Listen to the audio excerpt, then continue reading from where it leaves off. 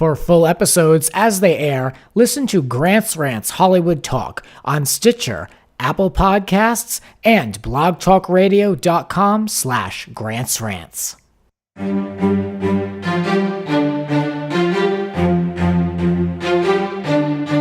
Broadcasting from Hollywood, California, it's Rants Hollywood Talk. We look at summer 2017's winners and losers. We judge Katy Perry at the VMAs. Is everyone reading way too far into Taylor Swift's new video, or is it just me? We look at the new Jersey Housewives trailer and talk TNT's Claws, plus more with Jesse Janedy. Let the ranting begin. I'm sitting across from host, producer, DJ, comedian, and returning co-host, Jesse Janedy. What's up, Hello. Grant? Welcome back to the show. It's been a year minus a day since you've been back on the show, we found out. Yeah, I was like, wait a minute. Did I really come here on my birthday last year? I did. You did. And now it's Labor Day. Here we are. Here we are back to talk about what's breaking and Everything different a is year breaking. later. 1 year later, let's talk about it. From AfterBuzz TV and RealityT.com, it's your host, Grant. And yes, you can find my articles for The Real Housewives of Dallas, the recap, over on RealityT.com. They are up, they are live. Check them out. Please support. That would be wonderful. Let's talk about some stuff. Page 6 has put out an article, The Summer's Most Sizzling Scandals and Triumphant Returns. And some of these I agree with, and some of them I don't. I love a good list on this show. It's been a while that I've broke down a list. Okay. And, it's the end of summer, so it's apropos to take a look at, some of these highlights and major lowlights, really. I mean, I feel like it's it's a weird time. Yeah, and honestly, like you said, some of them I definitely would agree with, and some of them I'm looking like, that one's boring. Mm-hmm. Who's listening to that? Who cares? So, scandal of the summer. Page 6 gave it to R. Kelly for his accusations of having 6 young women in a sex cult. And a lawyer denied it, but 3 people supported it that were in his camp. So, I tend to believe the numbers. Yeah, I mean, okay, I don't know about giving this the scandal of the summer. Right. But I mean, this was definitely definitely makes the list. I listened to all sides of the story because I was listening to some of the girls, I was listening to the parents. R. Kelly's lawyers even came out with some stuff.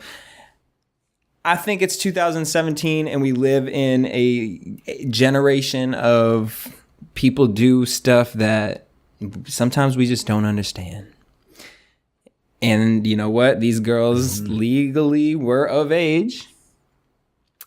And I mean, it is what it is. It's scary. I know that my daughters will be locked up in my house and not going to know. I will not be bringing them to R. Kelly's house.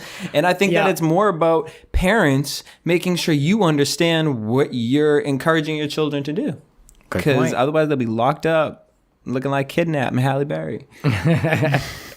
Yep. Next, they have the mooch on this list. I mean, that guy, talk about a mess. I mean, a real scandal of 2 days. So I wasn't surprised to see him on here with the whole baby mama drama and the divorce.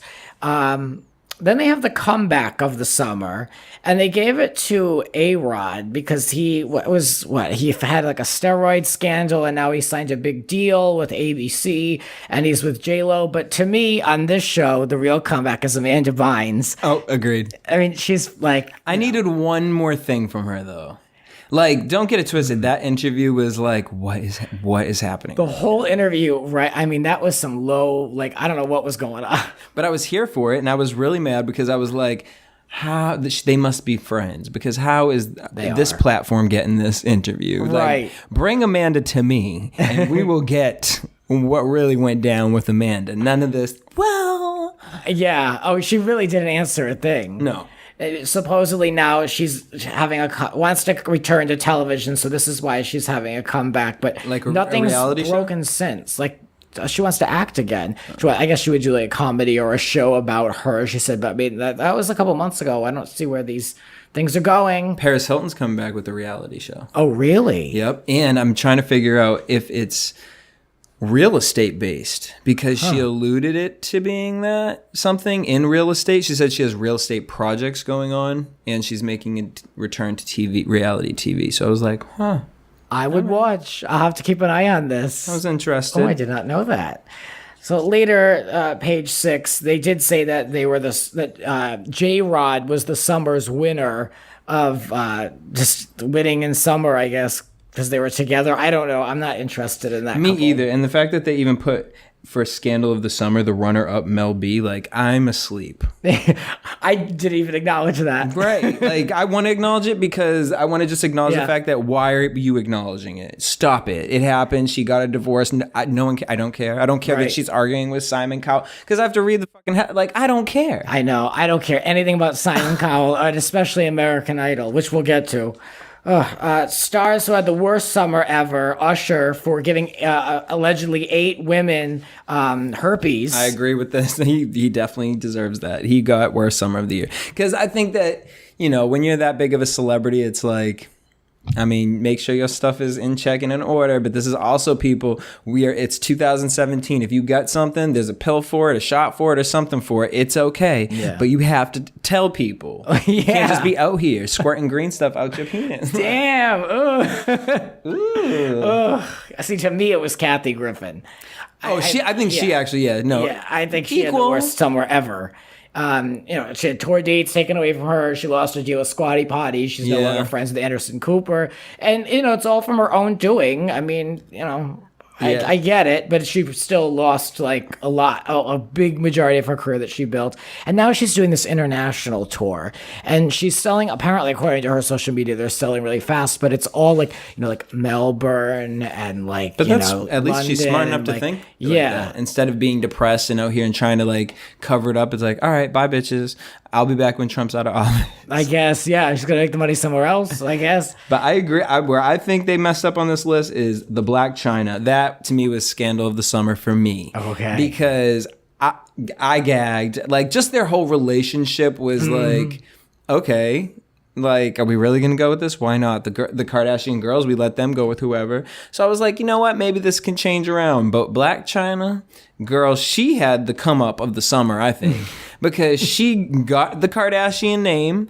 She got the baby. She will always get that coin from the Kardashians. And now she got her own beauty lines coming out. Her own. She locked everything in the summer. Dolls. I'm like, that was smart. That was a real good come up. Well, let's take a look at the VMA ratings. They are blamed for Katy Perry being a, quote, horrible host. They are the lowest rated in history, but what else is new? They've been on a steady decline since 2002 when Britney ran the world. I mean, it's a different day. Now we have to watch Lorde prance around. I mean, what do you expect? Honestly, VMAs is my favorite award show of all time. I've been very disappointed since probably 2003 or 4 because those years of 99 to 2003 when Britney and Sync ruled the land, those were the best Lil' Kim award with the shows. sticker on her boob, iconic you know what I'm saying? Moments. Those were, it was iconic. Lady Gaga almost had brought it back with the meat thing and her performances, but it's you can't depend on one artist to do it. It was back in the day, every artist, TLC, everyone did their part to make the show amazing. This, and I know we're going to talk about American Idol, but my thing is this. Who is out here vetting for Katy Perry to host or judge anything? Yep. When they met her, they're like, yeah, she'd be great for that. Really? Because I don't see it. I think I'm sure she's a nice person. Executives sitting in an office at ABC saying, who are people listening to? Who's trending? Because Taylor Swift won't do it. She's like, no, I make real money. Sorry. Yeah. And she's trending probably not for her popularity. It's probably trolling. You know what I mean? It's not just because her name isn't out there doesn't mean everyone's in love with her. And they paid her $25 million. So yeah, because of these ratings now, people are saying apparently that executives are anxious and nervous that she's not going to be able to carry the show and all of this. I mean, I could have told you that. First of all, who wrote her jokes for the MTV Awards? They were so dated. Why are you talking about the Fire Festival that happened how many months ago? Oh my God, I know. That's it was old news. cringeworthy. The whole entrance with the newspaper and all that, she is just trying so hard to be like this voice of a generation. And it's like, please stop. No one's asking you. No one's checking for this. No one's turning in. Like, they tried too much to be like, we're an empowered young generation. And no one's doing that. You look like you're trying to be a Teletubby girl. Like, I can't. I was here for not Danity. Whoops. Fifth Harmony dropping off the fifth member. And that was about the only thing that was like good. But I was here for their PR of it. They were like, it was no shade or anything. Everyone keeps saying like, will you be called Fourth Harmony and all this? And all we were saying is that, boom, we're still here. I was like, go ahead. That's a cute little cleanup right there. Yeah. I mean, it says enough. Just what we saw. I don't think you need anything else. I gotcha. So last year it had 6.5 million. This year is 5.5. Just to look back in the good old days, 2002, it was almost 12 million people that watched the show. So it just shows the real sad decline. And just to say, in 2002, when it was at its height, was when Britney presented Michael Jackson with the birthday cake. So you really can't even recreate that moment today. Nope. So, it was up against Game of Thrones. So, of course, everyone's trying to make excuses. But, I mean, as far as digital streams, last year it had 62.8 million streams in like the first week of it airing. So people are watching just in different ways, but I don't know why. There's nothing that separates the VMAs from like the AMAs at this point. It's like whoever's got something to promote will show up. Exactly. They'll do a medley, they'll do a song, they'll cut to people in the audience clapping, and that's it. What's the difference? I mean, for me, it was more like I started watching it live. And then when Lorde came, it was just like, okay. That's when a lot of people dropped off. My sister said the same thing. I just changed it before. I was like, I was actually at AfterBuzz, and we were watching. I was like, it was a force to even sit through this. And now I know she gonna come next. Like, get your money, girl. I support you, but I don't. Yeah. You know what I mean? As a human, I support you out there because someone buying it, not me, and I can't even watch it. So then I went home and I was like, I just watched the performances on YouTube. And that's what I did the next day at work. But I watched like 3 of them because I didn't have much of an interest in anybody else. Exactly. Like Shawn Mendes, you're an attractive man, but you can't sing. Yeah, I don't even know who that is. I really don't. I mean, I'm sure I've heard the song a billion times, but I couldn't pick them out of a lineup. Yeah, I'm not interested. Katy Perry was not shown watching the premiere of Taylor Swift's music video. So, of course, people read into this, but they said that she was in a routine costume change, so she wasn't going to watch. And what were they going to do? How can they cut to her? What are they going to do? Put a little square and cut to her watching a monitor? Like, why would they do that? Then it would just be more shade because it would have ruined her moment, Taylor's moment, who didn't even show up. Exactly. So who cares? Apparently Katy wants to move forward, but Taylor isn't budging on it according to all these reports and all this. So basically they feel that the best thing, I feel like the best thing they have is this back and forth. Okay, so we come from the Britney Christina times, and I'm just kind of like, I would gag if they really are just friends and like, let's make money off this. Yeah. Like, let's write music. Let's just go back. Let's let the world believe that we just hate each other because that's what they want. That's what we want. We want them to hate each other. Right. When Taylor Swift came out with Look What You Made Me Do, I've never liked a Taylor Swift. I think there's one. I don't even remember the name of it, but I know if I searched through it, I would be able to find it. I remember what the music video looked like. That's the only Taylor Swift song I like. Yeah.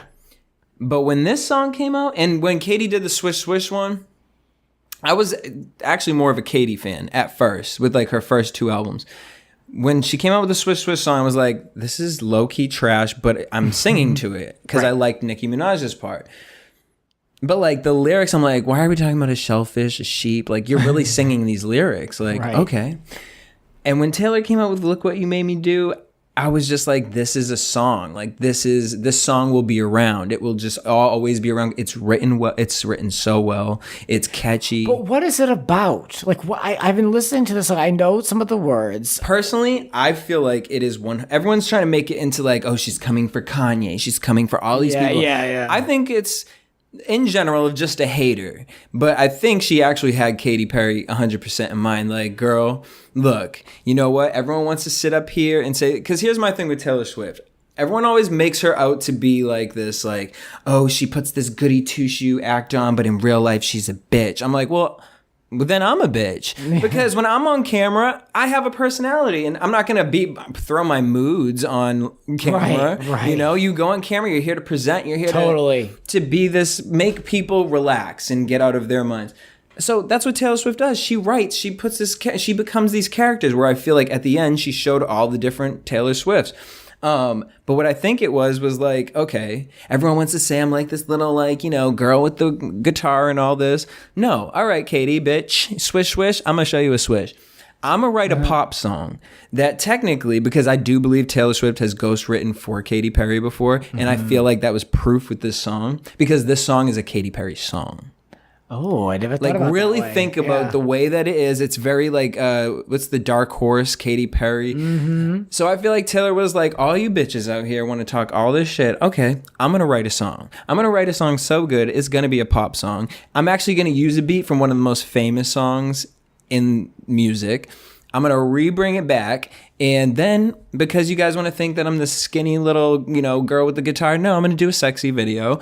And I'm going to do the videos like everyone else is out here freaking doing. And then guess what? At the end, I'm going to do choreography. All right, Katy, you can't. You try to do choreography, Katy, but it's whack. And not to say Taylor's was everything either, but just the fact that she did, like, look what you made me do. Now I have to come for you bitches. Here's my reputation. Boom. You want me to be the bitch? Okay. I'll be the bitch. I got it now, because at first does that make sense though? Yeah, that's where I went with it. It could be me and my conspiracy theories, but no, but it makes more sense now, because I was like, well, what is this? Like, the video is its own thing, and I like the video. The song, though, I just didn't understand for the life of me. It was catchy, it was whatever, but it was out of left field. And I feel like as far as a musician goes, she's one of the more talented ones that can write, sing, and actually put together like a real song that makes you feel something, or is catchy, but actually not like everybody else. And to me, this was like everything else.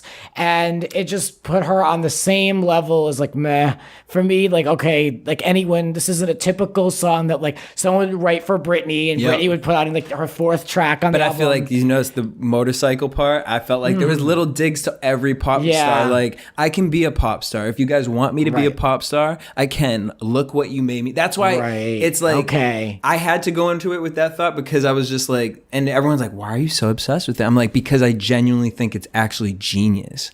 Because that isn't Taylor Swift. That's not what she typically puts out. But it's like, okay, I've already made millions and millions of dollars. I have more followers than all of you still. And you still try to come for me. Like she says, she's been knocked on the ground. She'll raise from the dead, kill him with success. Like, I just thought it was just so pop genius. And it's fun. It's Coke versus Pepsi. It's Britney versus Christina. It's like, yes. She didn't show up to the awards show. She sent her music video and was like, bye, Katy.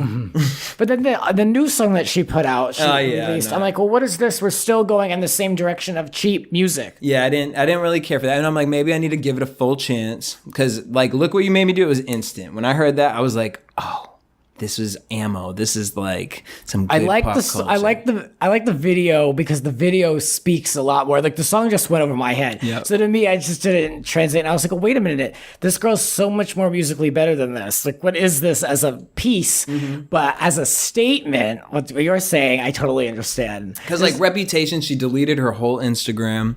Yeah. And put the snake. I was like, okay, this is kind of evil, but I'm kind of into it. And I kind of support it. And because I've never really cared about anything Taylor Swift was doing. I know. And this was the first time I was like, she made people notice. She did. She gonna come for who? Like, she took her whole Instagram off. Like, her whole image is done. And so I'm wondering, though, like, if you listen to this album, are there going to be like 2 or 3 songs that are rough and then we're back to where we were? Or is this a real new direction for her? Because if it's, I want her to commit. But if it's really a new direction and she's just going to do what everybody else is doing, then what's different from her to everybody else? Where I'm hoping it is that, you know, that's why I have to give the other song a real chance. I just quickly listen to it, same, like with people. Twice. But I want to listen to it in the same sense that I listened to Look What You Made Me Do, because I got it, that one. Right. I love the idea of Reputation, because like, you just see people like, all she did was release a picture from the video. I was like, she's copying Beyonce. Yeah. Beyonce literally copies every European artist, and no one says anything. And then when I watched this video, I didn't get anything Beyonce from that video. Like, could you put things together in Illuminati conspiracy theories? Of course you can. The bat. But like, I mean, like, wait, did Beyonce create the walking down the street with a bat? Yeah. Like, you know what I'm Right, saying? Like, right. You know, I don't know. I just think that people are reaching. Yeah, well, let's talk about some of the things that are references to whatever in the video. The car crash with the blonde buzz cut. Loved it. She's got a big ponytail on. So when I first saw it, I was like, oh, she's not doing anything. People are just reading into this. But then the Grammy is cradled that Katy doesn't have. And it looks like total Katy swag. The hair, the glasses from like the Welcome to Waking Up in Vegas video. Some like it looks like Nicki Swift to the whole thing on all this. And they went in deep, and that's where I got a lot of these things from. And like Billboard just put a lot of this stuff too, like dancing with the cat head mask on, like for her fans. And they're robbing the bank, like how she says in the song, "You took over my kingdom" or something like that. Like and it's funny if you listen to it, the lyrics in the second verse. And I think artists do this a lot, but so she says something about I don't like your kingdom keys. When you read the lyrics, it says that. But when you listen to the song, it's almost like she recorded, "I don't like your kingdom, Kate." And then the next sentence starts with E. And so if you listen to it a whole, "I don't like your kingdom, Katie." And I was like, oh, I could be reaching with this. All right, this feud is officially exhausting for me, though. I'm like so over it. Like even Katie's over it. It's a one-sided feud now. I think I'm done with it. Like I see the video, I see what she's saying, and she's entitled to have her clapback moment. But this is it now. Can we have this? No, yeah, but I think this was the clapback of all time. Yeah. This was like your Swish Swish was. First of all, that Swish Swish video was the biggest Space Jam disappointment in the entire world. I couldn't even get through half of it, and I was like, wait a minute, there's so much potential for this. And I don't know. The only thing I will say, I loved her performance on SNL of Swish Swish. That was so outrageous and over the top, and that was the only one I liked. Awkward as hell. That's why I liked it. That's exactly why I liked it. I mean, it went viral. Now, the snakes in this video for Taylor Swift are supposed to be Kim and Kanye, I guess. I mean, according to who? Yeah, I would think it would be more she's saying it to Katy. That's what the whole thing is. You were a snake. You went behind my back and did these things. Like, what did she do? What did Katy even really do? I don't really I'm not defending her. I'm just kind of like, all right, where are we going with this? I don't really understand bad? the story. That's why, like, I've never paid attention to till this song, and I was like, oh wait, why is this so relevant? And then when I looked into it, I was like, oh, this is this is like real Britney and Christina, except there's actually like something because they were actually friends. Britney and Christina were never friends, but apparently. Back in the day, Taylor had her dancers, and when she was off tour, Katy had hired her dancers or something like that. Something stupid. And I'm just like, and then it was like interpersonal things between their friendships. That's why I say I wonder if Taylor has ghost written for Katy before and maybe didn't get credit. Because, you know, in this industry, it's like, it's hard working with friends sometimes because sometimes two friends go into the same room and someone gets more attention and might get something out of it, even though you were the one that brought that friend there, you know? And I'm wondering if it was something along the lines of that. Yeah.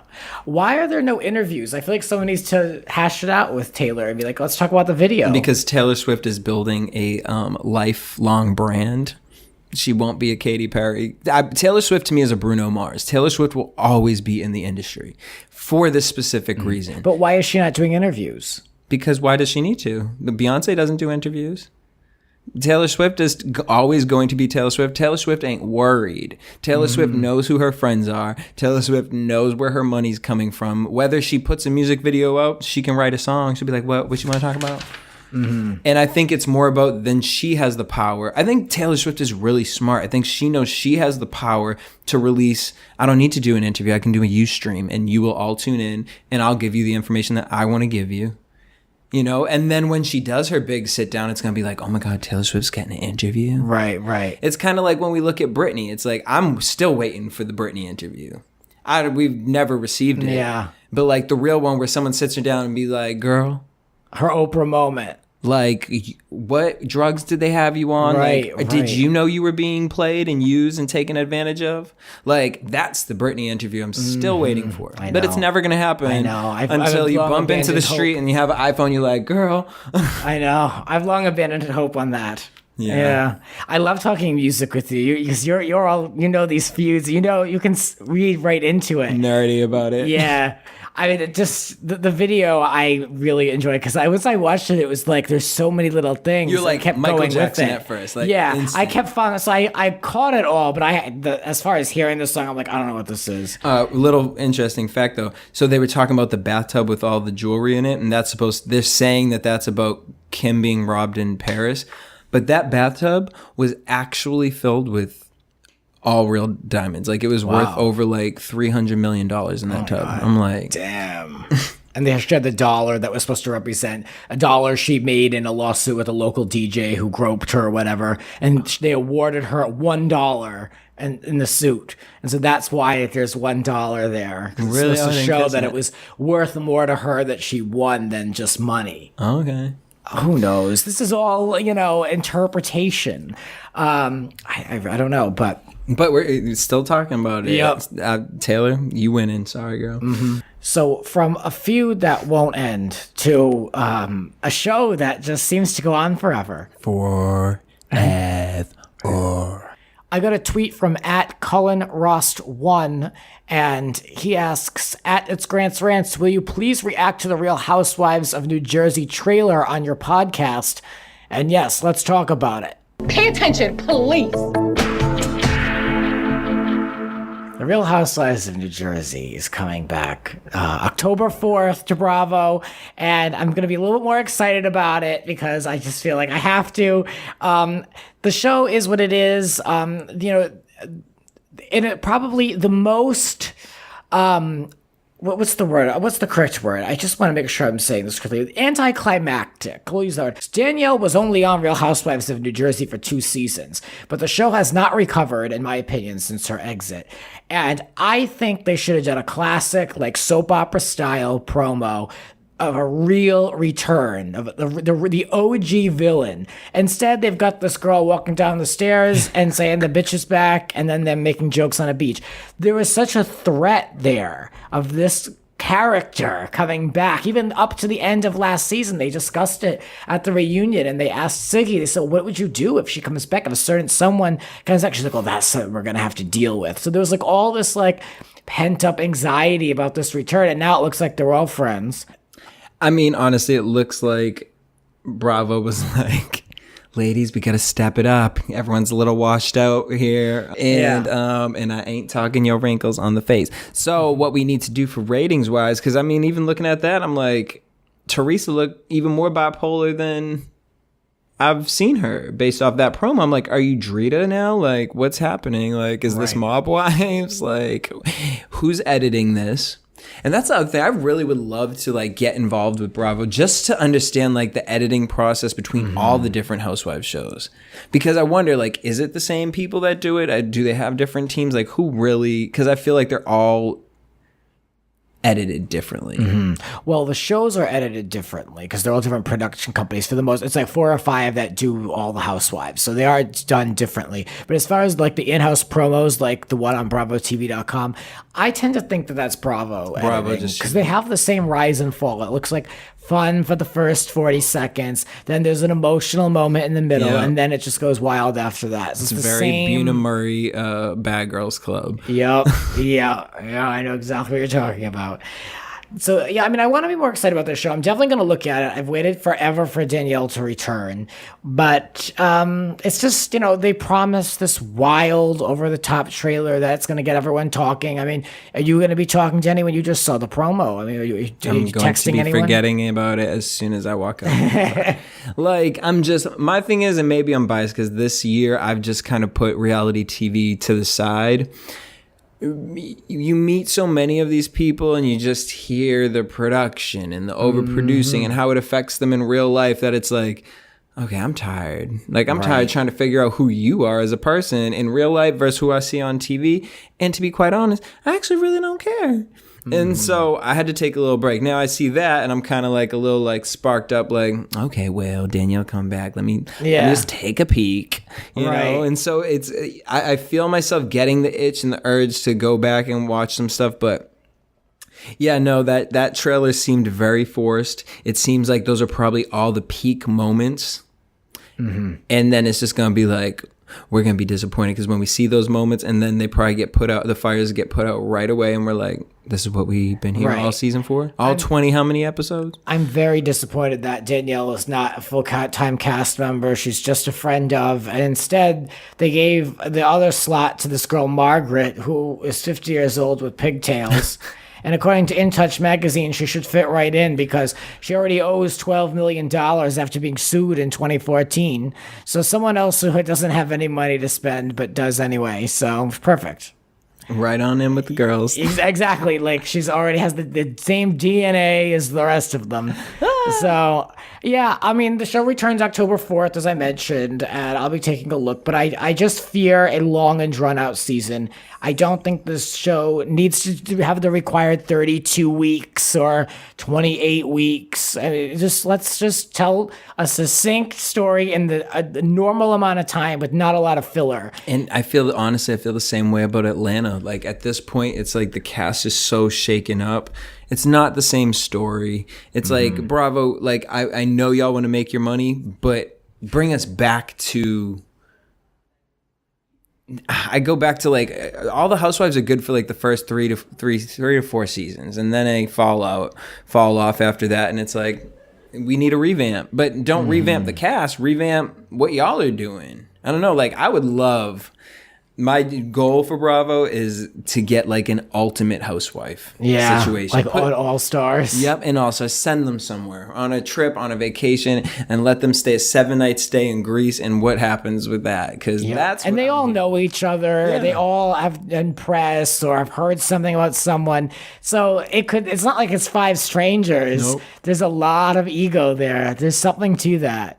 They just need to go all in Bethany, VH1 style. Yeah, like, come on, throw Ramona up in there. Oh, perfect. Tamra. Yep. Yeah, go for it. Yeah, so, all right, I don't know what else to say about New Jersey other than it looks like more of the same. I'm not buying anything that Siggy's selling, and we'll see what happens. Oh, fun fact. My friend is actually in prison with Joe Giudice. Oh, really? They share the same, I don't know, area or whatever. And he said Joe's known as a bitch in the prison. Wow. Yep, people don't really mess with him. Like they kind of tell him what to do. He just kind of keeps to himself. Thought that was interesting. That is interesting. And Apollo was in there too. Oh yeah. And apparently Apollo knows my friend now, and now he's trying to contact me. I'm like, do not have Apollo contact me. Oh my God, this world. If you're getting sucked into this world. Yeah, like, much. no. Yeah, I can tell you are out. Out. I have clocked out, checked out. I've been focused more on the music end, so. There you go. We'll talk more about that and other things coming up in a moment.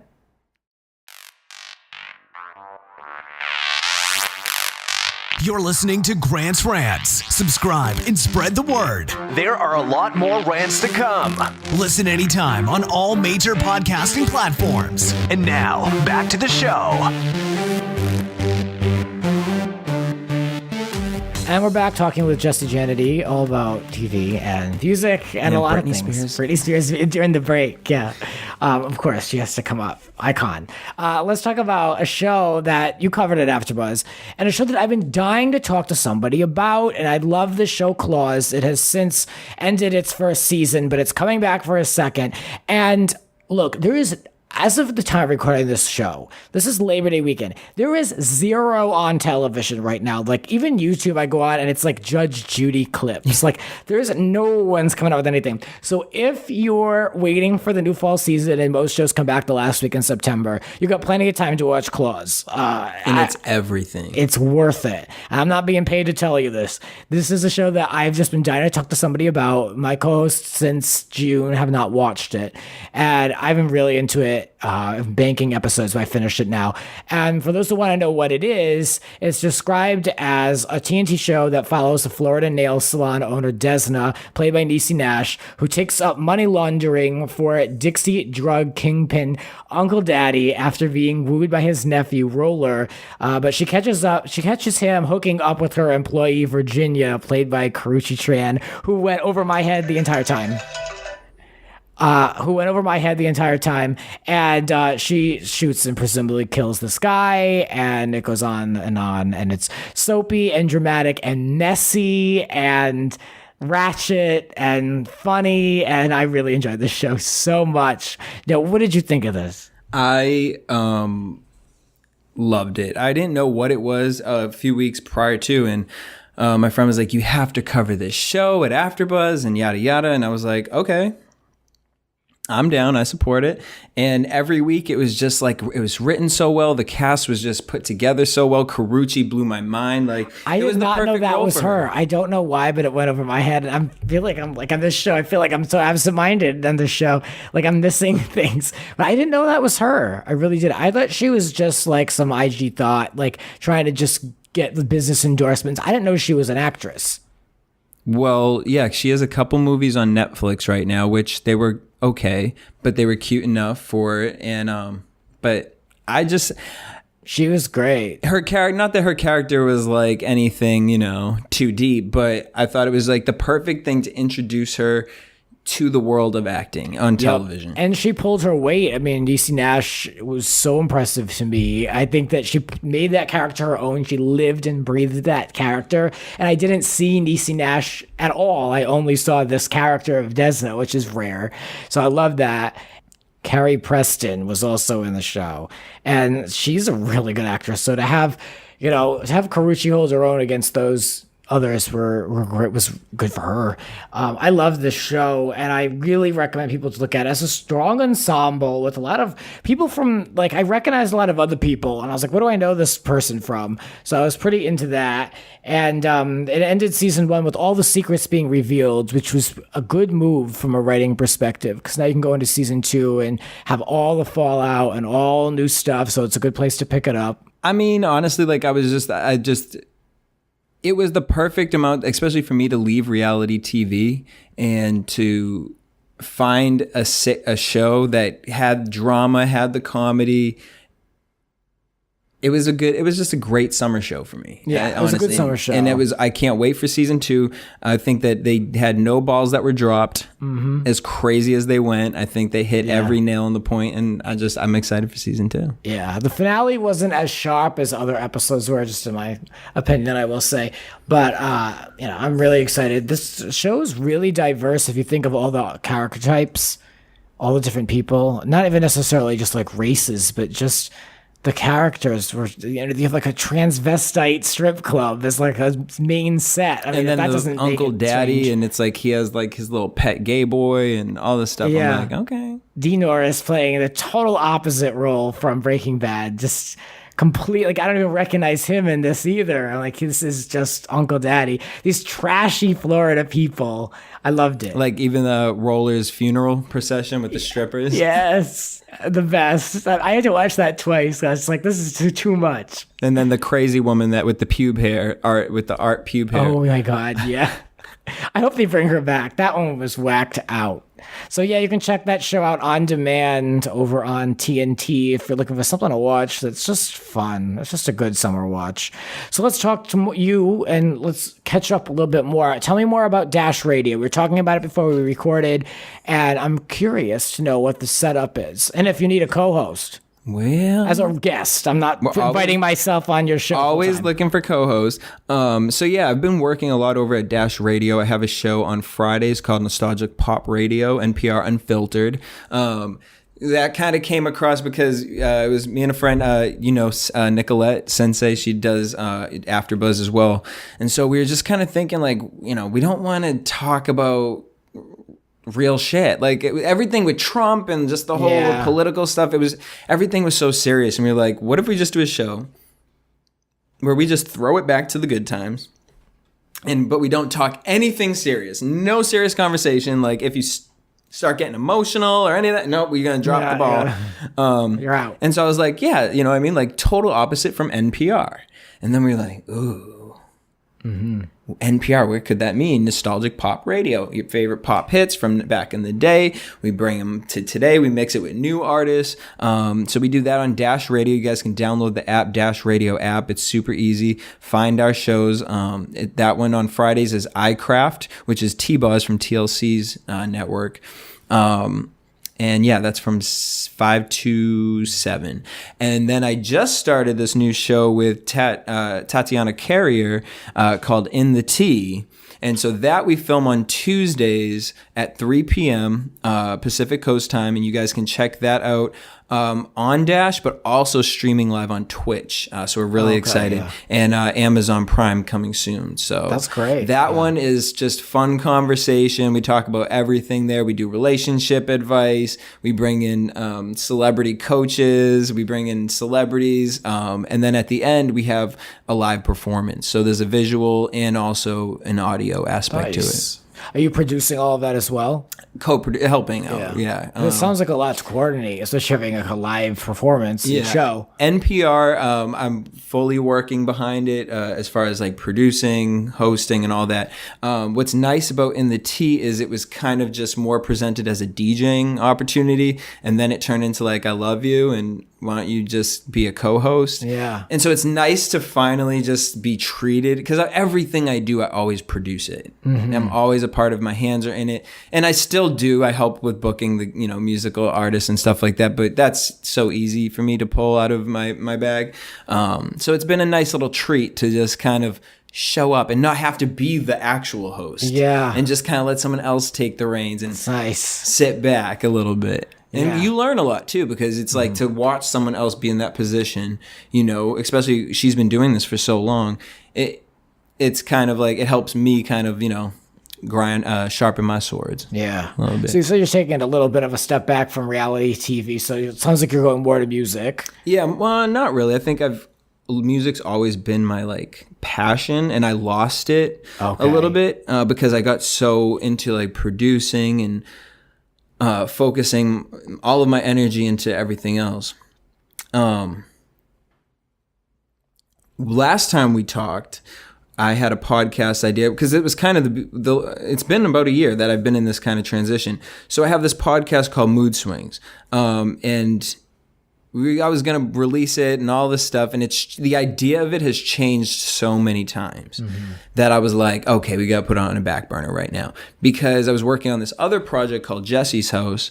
And that has been the biggest lesson as far as creating your own content, because it was like I was doing this thing. I didn't want to just do a podcast. It was just like I do so many podcasts. I don't want to just do a podcast. I want there to be a visual aspect to it. I want it to be like on a next level production.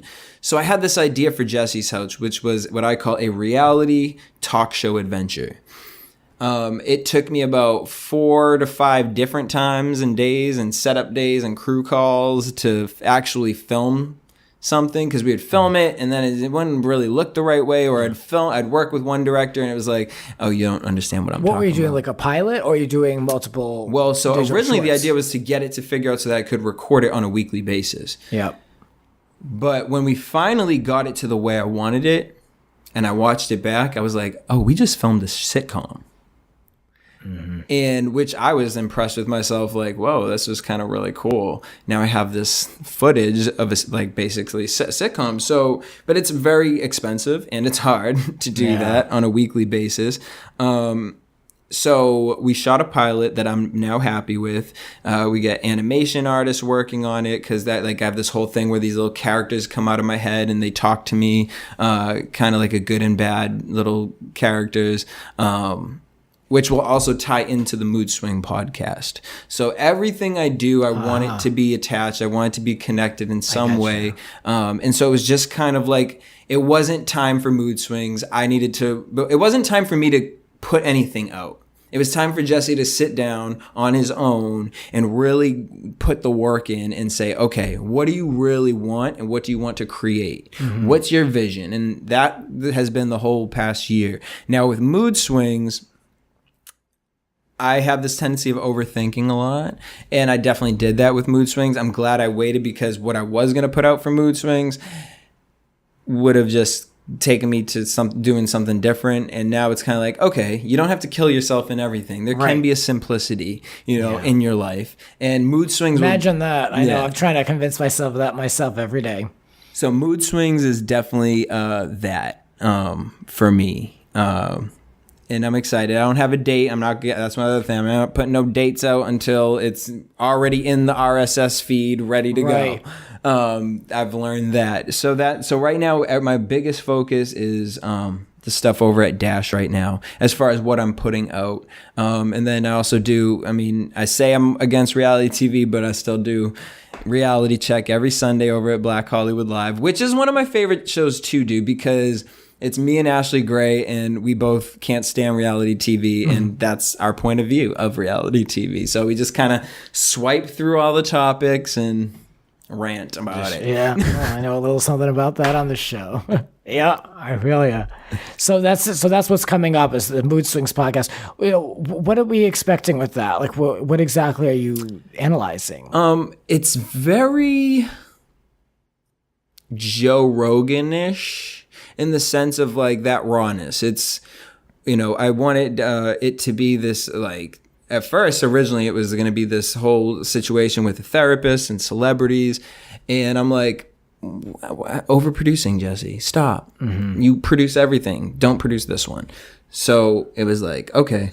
So it's just life conversations between friends, not really digging into Hollywood stuff. There will be celebrities involved, but it's not about that glitz and glamour. It's about just what we go through out here and the reality of it. Because I think there are sometimes I allow the delusion to affect me because it's like you have to go to the party, you have to be friends with these people, you have to show face and do certain things to get, and then people are hitting you up thinking you making millions of dollars, and you're like, well, wait a minute, I want to move out there and do what you're doing. I'm like, do you? Yeah. Let's talk about it. Let's really talk about it. And so it's just kind of like the emotions of that. And I am probably one of the most moodiest people because when I'm on camera, that is my release. That is a time. And because you can't do anything else. You can't address anything. You can't put out any fires. You can't work on anything. You're on a live stream and you have to do one thing. Yep, that's it. And I have the same mindset. It's my only moment of peace. And we've been spoiled because... Well, more so, I feel like I've been spoiled, but I've been able with AfterBuzz to really pick who I'm working with, and these are my friends, and so it's like you're looking at me at Jesse's like peak, like I am the most relaxed. I walk up into AfterBuzz like, "Hey, bitches," and I sit down with my friends, and I haven't seen them all week, and this is a time where we can just release ourselves. So yes, you are witnessing that. So then when someone meets me, they're like, wow, you're a lot chiller in person. Like, well, if I was walking around here like AfterBuzz, well, then, I would probably need medication or something. Right. But then they're like, well, that's not really you. It is me. It's kind of like the Taylor Swift thing at the end. I thought about this the other day. I was like, because I'm very quiet before we go on air because I'm getting all my thoughts together, and everyone else, they're doing the Snapchat and they're promoting the show and tweeting. I don't do any of that. I'm very quiet into myself. And then we had one guest on, and she's like, "Come on!" She's like, "You need to be a little bit more into this show." I was like, "Just wait, don't worry." And then the music starts up and the show goes, and it's not me being fake or false. It's just that's when I'm on, and that's when I'm the most comfortable. Most people would be the least comfortable with a live mic in front of them, but for me, that's when I come alive. So I can relate to that. And I'm not like that all the time either. Half the time I spend a lot of time by myself. Yep. I live alone, which is by choice, but I work very independently. And when I have a chance to be social and to be on, I'm fully me, I feel like I would like to hear about this show. No, more. and that's what it is. And I want very much so, like, it's my opportunity to be able to say, you know what I mean, to my friends, like, hey, Grant, come talk on the show. Right. Like, that's what I really want it to be. I was trying to make it into something else, and it's like, that's what Jesse's House is for. That's what these other programs that you're creating are for. That be creative, be artistic, but this needs to be something. This needs to show your conversations that you have, and and to be able to bring people and talk about their experiences and whatnot. So, and to really just go there, because I think that one thing people do feel comfortable with me is I'll say something that you may not want to talk about, but I make you feel comfortable enough to talk about it. And it's not a judgmental place. It's, you know what I mean? We might do a little roast here and there, but I mean, it's not in a negative way. It's all in fun and games, and it's all to build and, you know what I mean, be better people. And so. Yeah, I mean, you're one of the few people that has been on this show, I feel like, that gets the effort and the work that goes into just producing your own stuff. And that's why I also really want people to understand, like, when you see me on a street, like, my mind is zoned out, focused. Before a show, like you said, it takes time to sit there and prep, and you're reading all these stories. You're sitting on a computer for how many hours beforehand, writing it down. Like, is this story good enough? Is this one good enough? Like, that puts you in a certain mindset. And then even to go to the studio, and you have to make sure everything's set up and all that stuff. To shift into a host after that, there's a lot going on internally. A lot of the times after the show, you got to go do something else. And it's like, you don't have that time to decompress. Exactly. And I go straight from work right into this, right into an AfterBuzz show, right into a recap. Like, I just go, or I do them all at the same time. No, and so that's where it's like, I feel like I've become this moody person or whatever the case is. And it's like, this is my way of explaining that. This is my way of saying, you know what? We're more similar than different. No, 100%. I can totally relate, Especially with just the constant influx of, these projects. The one thing, one show is done, I'm already thinking about what I have to do next week for the show, and we're not even done with this week's. It's just a constant train of thought, and you can't stop once you commit. Like, when I first put the show out 2 years ago, yes, it's been 2 years the show's been out. I was anxious to put out those first 3 episodes, because I thought it would be like a domino effect. Like, once it starts, you just can't stop the train. Like, you've got to do the next one, the next one, the next one. And I've been able to steadily do that. So thank God. But it's very nerve wracking to be so committed to these things, because that's a part of you. You put so much into it, and it's expected, and it needs to get done. And I don't want to be convicted of being lazy. So always working. And then I've been doing live stand-up shows. And that's been kind of interesting, like, just to because you get used to doing podcasts and where you can talk for a while, and then it's like transitioning that comedy into, all right, you got 6 to 10 minutes. Make that work, make them laugh, make it funny. Like, it's just different, because podcasts, it doesn't have to always be funny. You can take that moment to really sit there and talk and explain, where it's like, all right. So I got one coming up at the end of the month. I haven't done a show in almost 2 months now. Because it's just between that, DJing, it's like 1 month I'm a DJ every other weekend. Everyone's getting married or something, or whatever the case is. Then the next one after that is a comedy show every 2 weeks. Like, damn. I need a calendar. Yeah. You need a personal assistant. I need a personal Google Calendar. Siri, you need to work a little harder. Yep. Well, let me know if you need support with any of your projects, especially like just to jump in. I'm trying to get on a couple shows as a guest, just hang out and just have fun, just something a little different. We're going to have you on that. We're going to definitely get you on that. Just have some fun, I feel like I do a lot of the same stuff. I talk a lot about the same shows, and I'm trying to like make it a little bit more fresh for myself. We're going to loosen you up and get you on NPR Unfiltered, listen to some old 90s throwbacks, because we'd be dancing in there, twerking, filming it. We'd be doing, like, I see your Facebook Lives of all this stuff. Like, you guys are having a good time. So you need to find these shows, people, for Jesse over on Dash Radio. What are the names of them again, so people can search? Fridays, NPR Unfiltered, and then Tuesdays is The Tea. With Tatiana. There you go. Search for it, look for it, and please continue to support this podcast, whatever you like. If you didn't know, there is some bonus content over on our YouTube channel. So, if you want to support the show, you can always support us on Patreon. But if you want to just catch up and listen to some old episodes and some old clips, you can subscribe to Rants Hollywood Talk over on YouTube, just as an FYI. Just trying to draw people everywhere. Go check it out, people. A lot of work goes into the show. So thank you for all your support. And support the show. Jesse, where can we find you? Boom. Hit me up everywhere across social media at DJ Jesse J, and that's DJ Jesse. Because I don't know why people want to add an I. They want to put my name with a Y. I'm like, oh, yeah. What, Jesse with a Y? Like, that's a thing? Like, people would really be like, yeah, Jesse. Like, what? Yeah, well, maybe a girl, but I've never seen a guy with a Y. Right. So DJ Jesse J everywhere. Grant, thank you for having me on and supporting me all the time. I appreciate you. Of course. Yeah. Our 1 year later reunion. We're done please leave. I'm asking you to leave. All right, will be more rants to come. I love you for listening. This has been Grant's Rants. Support the Rants on Patreon. Follow us on Twitter @It's Grant's Rants. Cover art created by RHONJ. Voiceover by Aw Yeah. Original theme music composed by Alexander Arntzen. The Grant Michael Collection.